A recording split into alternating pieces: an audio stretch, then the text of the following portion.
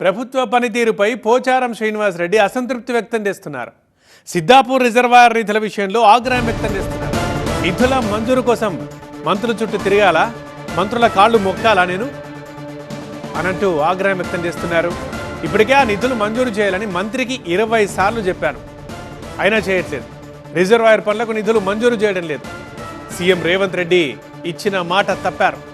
ఈ ప్రభుత్వంలో అసలు ఎమ్మెల్యేలు మంత్రులు ఫోన్లు తీయరని చెప్తున్నారు పోచారం.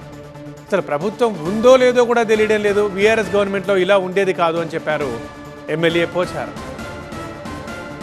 ఉన్నదా ఏమన్నా కదలిక ఉందా లేదా మాకే సీనియర్ ఎమ్మెల్యేలండి. నేను నిన్నమల ఎమ్మెల్యే కాలేదు. వల్ల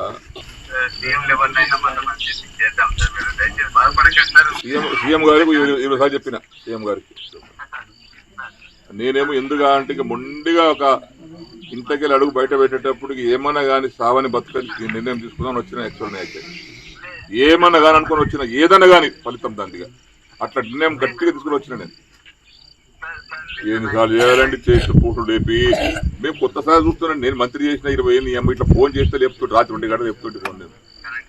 అది ఎమ్మెల్యేనే ఫోన్ లేపారండి వీళ్ళు. ఈ అమ్మ దరిద్రం పాడైపోయి మేము పనులనే చేస్తామండి. ఫోన్లే మళ్ళీ మజాకు చేస్తామా తమాషాగా చేస్తామా? ఏమన్నా ఒకనాడు పోయేది ఒకటి పోతాం, ఇంకేమున్నది ఎప్పుడో పోయేది. ఇట్లాంటి ప్రభుత్వంలో ఇట్లాంటి పరిస్థితుల్లో మా ఫోన్ లేపకపోతే ఎవరు చెప్పుకోవాలి? శ్రీ గారు మేము ఎవరితో మాట్లాడాలి? మేము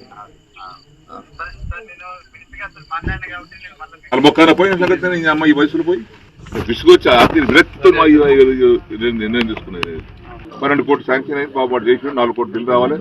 అడిగి బేజారు అయిపోయి వాడు నన్ను కూడా వెళ్ళిపోయాడు. ఇట్లా ఉంటుందండి.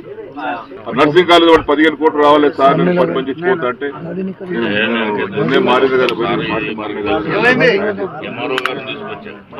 టెండర్ క్యాన్ చేసుకుంటుంది వాడు తయారయ్యాడు.